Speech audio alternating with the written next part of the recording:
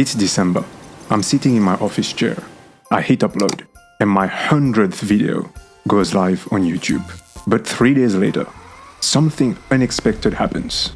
My subscriber count shoots up, and my channel gets monetized. And it doesn't stop. It keeps climbing, way past 1,000 subscribers. I spent 2 years uploading videos with barely any results. But then, this one went viral. So I had to figure out why. And this is what I discovered.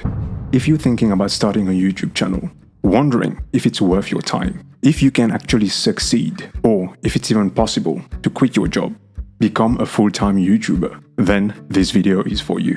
I'm going to answer these questions while sharing 5 of the biggest lessons I learned from uploading 100 videos. Skip this video and you might miss your chance to monetize faster. So is it worth starting a YouTube channel today? A lot of new YouTubers say that YouTube changed their life, even with just 500 subscribers. But would I start a channel today? Maybe. I wish I'd known that one thing before jumping in. Back then, I watched big YouTubers selling courses, promising YouTube was easy. You can be successful doing it part-time, they said. But I learned the hard way. YouTube is anything but easy. It turned out to be a lot more than just making videos about my favorite topics. I had to master thumbnails, because it doesn't matter how good your video is. If no one clicks, no one watches. So I had to learn design, color theory, and even a bit of psychology. I thought I could talk about anything I like, but it's not just about talking. It's about keeping people watching.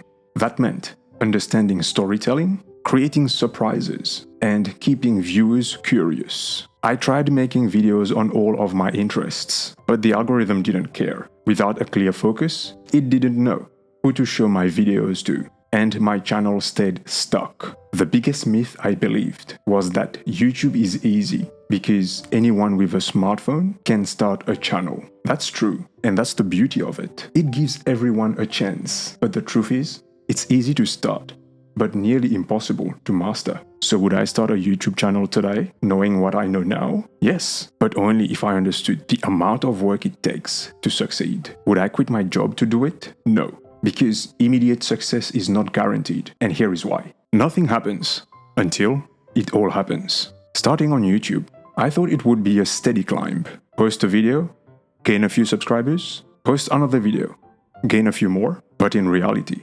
nothing encouraging happened in a long time. I uploaded video after video, dozens of them. Most barely got views. My subscriber count barely moved. But some stats I found kept me going. It said, channels with 1,000 to 10,000 subscribers average 152 uploads. Channels with 10,000 to 100,000 subscribers average about 1,171 uploads. And channel with over 1 million subscribers, they upload on average 3,873 videos. So I made a rule for myself. I wouldn't even allow myself to complain about not having 1,000 subscribers until I'd uploaded 152 videos, analyzed what worked, and improved along the way. But the main thing that kept me going during those low points was that I had a goal. I wanted to build my own business, something with low overhead, unlimited scale, and global reach.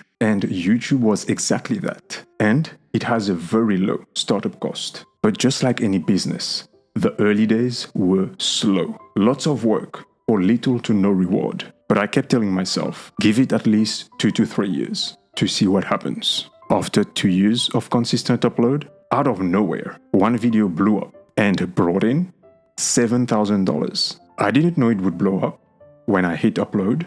It was just another attempt, another test. But with all those uploads, the lessons were starting to compound. But then I discovered something. Upload frequency does not guarantee success. When I first started, I thought that uploading more videos would guarantee success. More videos meant more chances to go viral, right? But that's not always true.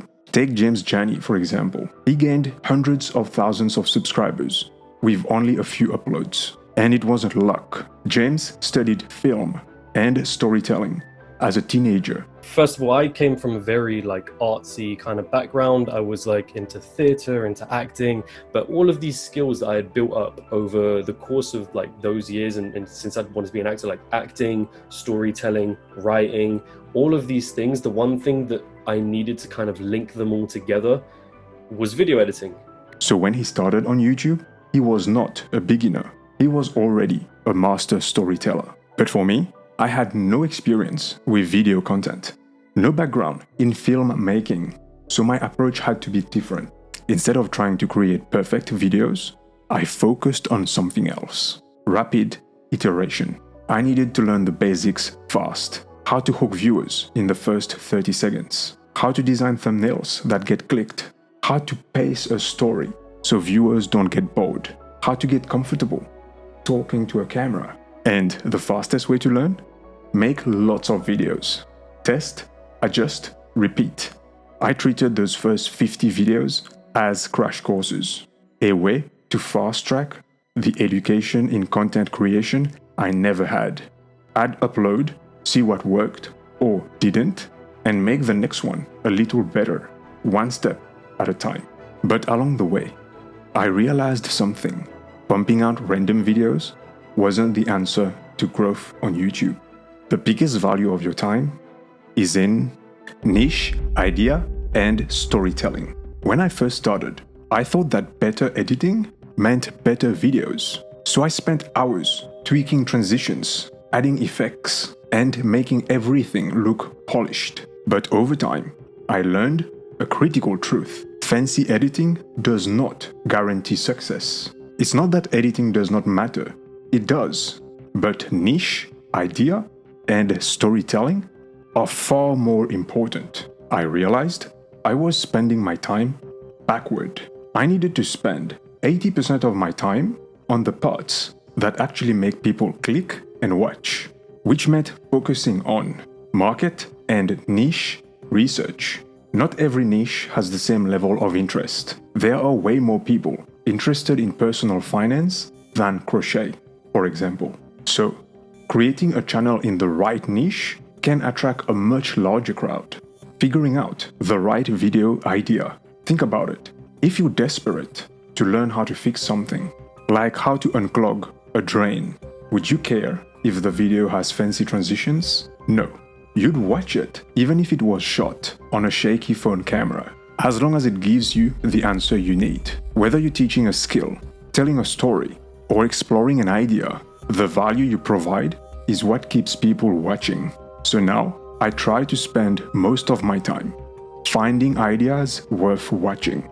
Ideas that people are already curious about. And when I script, I focus on trying to make it a story, not just information.